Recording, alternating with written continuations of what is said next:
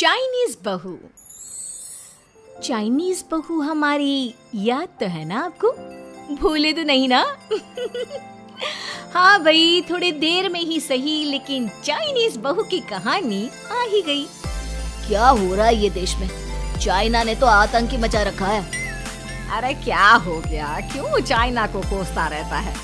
भूल मत, तेरी ससुराल चाइना की ही है।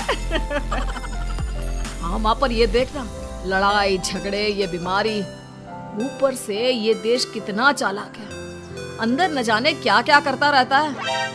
तभी अंदर से बहू की चिल्लाने की आवाज आती है। अरे क्या हो गया बहू, क्यों चिल्ला रही है? माँ जी, ये देखिए, ये रूस ने यूक्रेन की हालत क्या कर दी है। ऊपर से चाइना में 2 बड़ा लॉकडाउन लग गया है। माँ जी, अब क्या किया जाए? अरे तो तुम लोगों को क्या परेशानी हो रही है, मैं तो यही नहीं समझ पा रही हूँ। वो क्या है ना माँ, हम लोग चाइना जाने की सोच रहे थे, सांगशू के भाई की शादी है। तो क्या? अरे कौन सा उन लोगों के यहाँ भाई घोड़ी चढ़ता है जो बहन काजल लगाकर नेक लगी। माँ जी, उसकी आंखें बहुत छोटी छोटी है, उसमें या तो पुतली रह सकती है या काजल। साले की पुतली निकाल कर काजल लगा दो, अंधा कहीं का। क्या क्या बोले तुम मेरे भाई के बारे में? अरे नहीं नहीं बहू, वो तो बोल रहा था कि तुझे नेक मिल जाएगा, बहन है ना तो उसकी। नहीं नहीं माँ जी, मैं सब समझती, ये मेरे भाई का मजाक बनाते रहते। कितना सीधा है मेरा भाई, बिल्कुल छिपकली जैसा।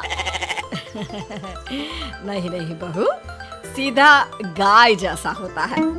सही पकड़े हैं माँ जी। हाँ, तो मेरे भाई की शादी है, मैं चाइना जरूर जाऊंगी। तभी एक पड़ोसन आ जाती है। अरे नहीं नहीं बहू, तू कहीं ना जा, हम लोगों का मन कैसे लगेगा तेरे बिना। ले बहू, तेरे भाई के लिए ये शॉल रख ले, हमारी तरफ से गिफ्ट कर देना। अरे सब कितने अच्छे हैं, मेरी चाइनीज बहू को कितने प्यार से तुम लोगों ने एक्सेप्ट कर लिया। सच में बड़ी भाग्यशाली हूँ मैं।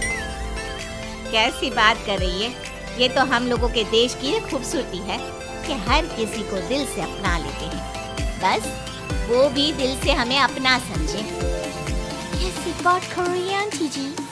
मेरे लिए आप सब सासू माँ जैसी ही हैं। मुझे भारत बहुत अच्छा लगता है, ये सबसे अच्छा देश है, मेरा भारत महान। वैसे भी लड़के की शादी जहाँ होती है वो तो वहीं की हो जाती है ना। जी तेरे बहू सही बोल रही है, औरत तो होती ही पानी की तरह है, जो जहाँ जैसे रखे वैसे ही शेप ले लेती है। आंटी जी, ये थोड़ा सा ज्यादा हो गया, समझ नहीं आया। नो प्रॉब्लम, मैं चाय बना कर लाती हूँ। फिर क्या, वो दिन भी आ जाता है जब बेटे बहू को चाइना जाना पड़ता है। वहाँ जाकर बहू का भाई कहता है, मेरे बहन आ गए, मेरे बहन आ गए। मैंने सबको बोला कि सब हिंदी में बात करेंगे, नहीं तो बहन नाराज हो जाएगी। थैंक्स बॉय, हिंदी मेरी भाषा है, आप मुझे उसमें बात करना अच्छा लगता है। आपने जीजा जी से मिलो। ओ बहन, तुम अंदर चलो। सभी बहू को अंदर लेकर चले जाते हैं, लेकिन सांगसू का पति, वो तो बेचारा चाइना के ससुराल के आंगन में अकेला खड़ा रहता है। काफी देर तक जब कोई उसे नहीं पूछता तो वो माँ को घर पर फोन करता है।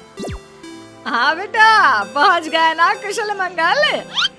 हाँ माँ, लेकिन सांगसू पता नहीं कहाँ है, वो तो अंदर गई है तब से बाहर आई ही नहीं। अरे कैसी बात कर रहा है, तो तू अंदर चला जा, तू बाहर क्यों है?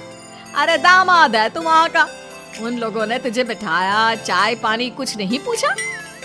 नहीं ना माँ। तभी सामने से सांगसू आती है। क्यों आप अभी तक तैयार नहीं हुए? और ये बैग लेकर क्यों कमरे से बाहर आए? इसे वहीं रख देते। कमरा? कौन सा कमरा? अरे कैसी बात कर रही हो, जब से तुम अंदर गई हो मैं बाहर ही तो खड़ा हूँ। बहू को बहुत हैरानी होती है और गुस्सा भी आता है। तभी उसका भाई और माँ आ जाते हैं। और सांगशू, अंदर खाना लग गया है। पहले ये बताओ कि मेरे पति को किसी ने खाना या पानी क्यों नहीं पूछा? वो भारत से ससुराल पहली बार आया है, वो भी मेरे कहने पर। उनकी इज्जत क्यों नहीं की? देख बेटी, तूने जबरदस्ती जिद में शादी की थी तो हम लोगों ने कर दी, लेकिन अब तुम ये सोचो पूरी चाइना में मैं इस इंडियन को अपना दामाद बताऊं? So sorry। हाँ संगसू, और तुम भी चुप रहना, नहीं तो वो लोग मेरी शादी तोड़ देंगे। ओह, ऐसी बात है। कोई बात नहीं, मैं बाहर होटल में रह लेता हूँ, तुम वही करो जो ये लोग चाहते हैं। कैसी बात कर रहे हो?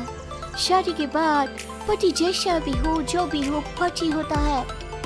वैसे भी तुम्हारे पूरे परिवार ने, सबने बिना सोचे मेरा साथ दिया, मुझे एक्सेप्ट किया, प्यार किया। मैं अपने देश में आपको अकेला कैसे छोड़ सकती हूँ? ये हिंदी फिल्म का ड्रामा बंद करो, मैं अभी अब बर्दाश्त नहीं करूँगी। चुपचाप अंदर चलो, नहीं तो ये शादी वादी यहीं खत्म करके इसे अकेले ही इंडिया जाना पड़ेगा। कैसी बात कर रही हो माँ? ये मेरे पति हैं। नहीं था, हम लोगों ने यहाँ वकील को बुला लिया है, जिसके बाद अब तेरा तलाक करा के हम यहाँ के चाइनीज लड़के से तेरी शादी करा देंगे। अरे कैसी बात कर रहे हो? हम तो यहाँ तुम्हारी शादी के लिए आए थे। नहीं नहीं, मैं सांगसू के बिना नहीं रह सकता हूँ। हाई वोल्टेज ड्रामा होने के बाद से ही सारा माहौल खराब हो जाता है कि तभी एक लड़की आती है। मैंने सारा इंतजाम कर दिया है, सांगसू की शादी का मंडप परसों लग जाएगा। तब तक इसके पति को कमरे में बंद कर देते हैं। सभी सांगसू के पति का हाथ बांधकर उसे कमरे में बंद कर देते हैं। ये क्या कानूनी है? हम लोग मेरे पति के साथ ऐसा नहीं कर सकते हैं। मैं किसी से शादी नहीं करूंगी, ये साफ बात है। पहले मैं अपनी शादी करूं, फिर तेरी भी शादी करवा दूंगा। सब कुछ तय हो जाता है, भाई की शादी हो जाती है। फिर वो दिन भी आ जाता है जब सांगसू की शादी वो लोग जबरदस्ती करने के लिए उसे मंडप पर ले जाते हैं। ऐसा मत करो, ये मेरी बीवी है। मैं किसी से शादी नहीं करूंगी। कैसे नहीं करेगी शादी? शादी तो तेरा बाप भी करेगा। हो, मैं करूंगा शादी। प्लीज कोई मेरी शादी किसी अच्छा औरत से करवा दे। चाप, बिल्कुल चाप। फिर माँ सांगसू और उसके पति से कहती है, तुम लोगों का बच्चा मेरी कैद में है। अगर तुम लोगों ने कोई भी होशियारी की तो मैं इस बच्चे को मार दूंगी। दोनों माँ का रूप देखकर हैरान हो जाते हैं। बच्चे की खातिर दोनों शांत हो जाते हैं और शादी की रस्में शुरू हो जाती है कि तभी सांगसू की सास पुलिस के साथ आ जाती है। सरसू माँ आ गई, मेरी माँ आ गई। माँ प्लीज हम लोगों को बचा कर वापस ले चलो। पुलिस सभी को गिरफ्तार कर लेती है। बेटी के बच्चे को मारने की धमकी तो कोई चुड़ैल ही दे सकती है। अरे तो ये चुड़ैल ही तो है। ये सही बोल रहे हैं, ये औरत किसी चुड़ैल से कम नहीं है। तभी उन लोगों का बच्चा भी आकर सांगसू के गले लग जाता है। माँ, तू सही समय पर आ गई, लेकिन तुझे कैसे पता चला कि यहाँ ये सब हो रहा है? बेटा, ये चाइनीज लोग ना होते ही धोखेबाज है। इन लोगों पर मुझे भरोसा नहीं था, इसलिए मैंने तेरे फोन को हमेशा के लिए मेरे फोन से अटैच कर दिया था, जिससे तेरे आसपास होने वाली सारी बात मैं सुनती रहूं। उस दिन भी मेरी तेरी बात हो रही थी तो तेरा फोन ऑन था, मैं सब समझ गई थी। मुझे माफ कर दो। नहीं, बिल्कुल नहीं। चलिए माँ जी, इंडिया वापस चलते हैं। आज के बाद मैं यहाँ कभी नहीं आऊंगी।